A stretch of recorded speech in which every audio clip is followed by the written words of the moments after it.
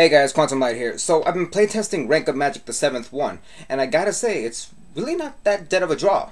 I mean, yeah, it has its flaws, such as drawing it during your opening draw phase, but outside from that, I gotta say, it's really good. Even though it came out on Primal Origins, I'm not really sure if it's gonna see like a whole lot of play. But then again, 101, number 101 is a thing, so therefore it might. If you're running any of the over 100 numbers, such as from 101 to 107, then you could utilize this card because it's not a dead draw, because once you draw into it, like bada bing bada boom, you got an over 100 number as well as the chaos number that comes along with it.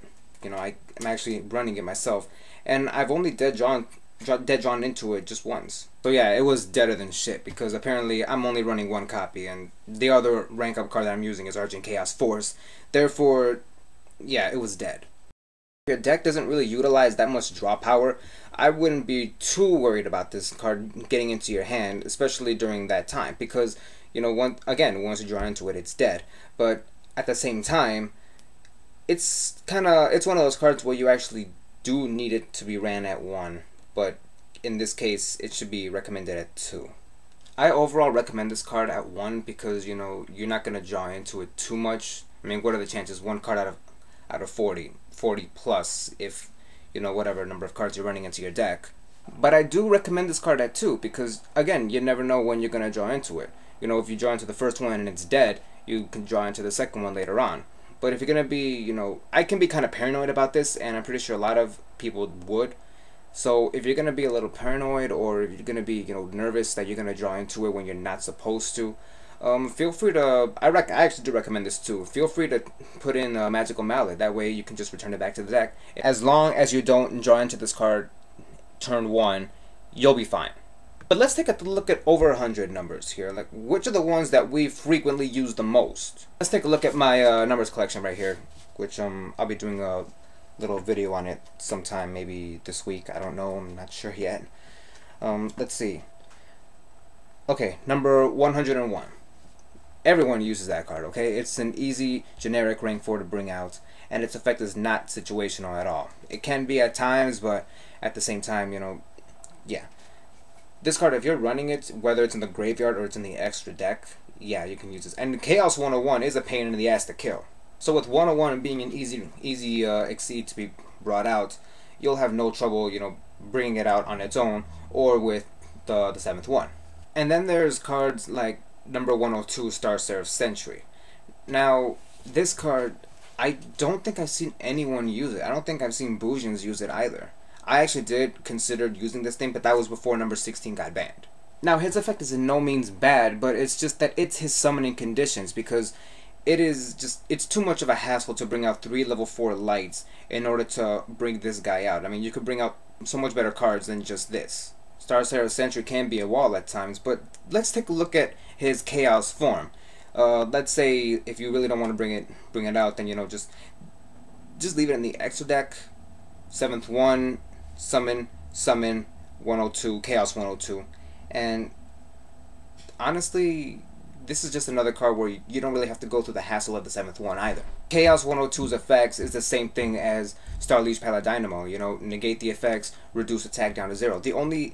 The only difference here, which is somewhat of an advantage for it though, is that it has 900 extra points than Paladynamo. So with that being said, rank up the 7th one is all the more reason, or it's just another reason, for you to run number 102.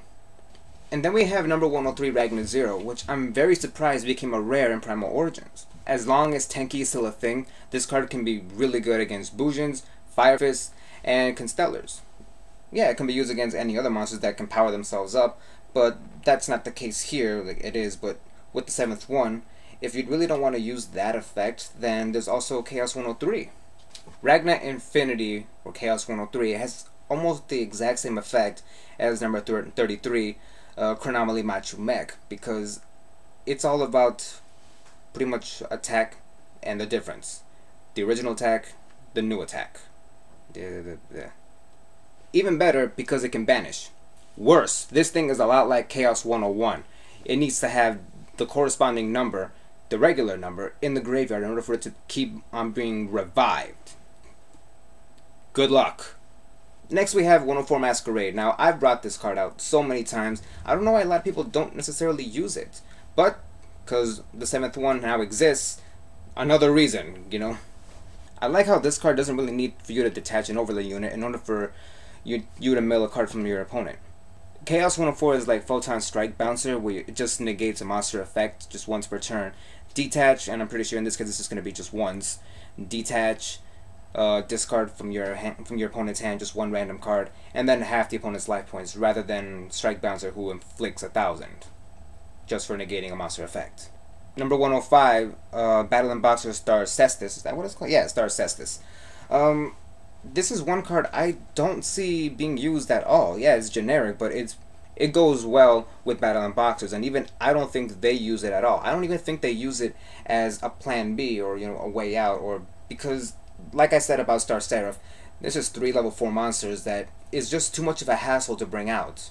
This is a card that only works during the battle step rather than during the turn of either player's turn, anyway. I mean, yeah, your opponent will take all the battle damage that you take whenever a Battle and Boxer would, attack, and you would take damage, but, you don't want your Battle and Boxers to do any of that. Like, yeah, they're gonna take the damage, but why would you leave a Battle and Boxer out there by themselves, From my personal experience, when I actually did run Battle and Boxers for like a month or so, even I found myself exceeding with them a whole lot quicker almost every other turn rather than just leaving them out there except for the first turn. Its Chaos form, Chaos 105, Battle and Boxer Comet Cestus, is just another Volcasaurus, which is pretty much what every Chaos Exceed was given in the show. Yeah, to utilize this effect with rank up to 7th one, it is really good, but why go through the hassle of that, or luck sacking, drawing into it, during your draw phase no less, when you can actually just go through with Volcasaurus. But if Battle and Boxers can utilize it, then kudos to you.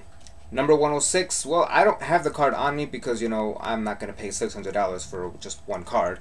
I think it involves around the effect of just negating monster effects. It's a generic rank 4. I think it has 2,000 attack. You need just any 2 level 4 monsters to bring it out. But in all seriousness, that effect is only going to be used once anyway, so, why bother using it? Like I said about the Strike Bouncer and Force Focus video, your opponent's going to see it, they know what it does, they're going to know what's coming, they're not going to, go through that hassle either, so your best bet is just to bring Chaos 106 out with the 7th one. Chaos 106 Giant Red Hand kind of redeems it.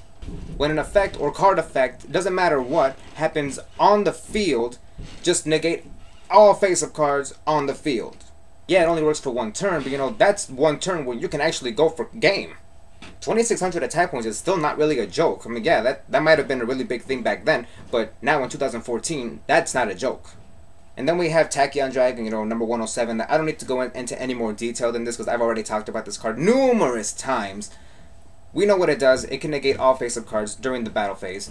But, you can still go through that. Like, if you're running more than one copy, then, it doesn't really matter because I actually do use it. I actually do use a Rank Up Magic the 7th one with this card. Like, if I really, really have to, as in when I draw into it. But aside from that, I think 107 can utilize it, especially Chaos 107, because just like 106, that's your ticket. That's like your first turn trap stun.